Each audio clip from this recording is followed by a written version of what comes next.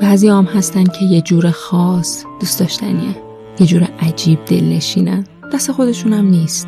مثلا ساعتها کنارشون میشینی و خسته نمیشی، اصلا سیر نمیشی از شنیدن صداشون. مثلا همونا که وقت خداحافظی یهو دلت میگیره و ته دلت میگی کاش بیشتر میموندی. اسمشو عشق نمیذارم، شاید یه دوست داشتن عجیبه که هر کسی ممکنه حسش کنه. من اسمشو عزیز دل کسی بودن میذارم. بعضیا عزیز دلتن، همونا که همیشه دلت قرصه، که تا آخر عمر با همون کیفیت کنارتن، همونا که دلگیرتون نمی کنن، همونا که دوست داشتنشون بی قید و شرطه. تو زندگی هر کسی بعضیا وجود دارن که اصلا نمیشه دوستشون نداشت و من چقدر این بعضیا رو دوست دارم.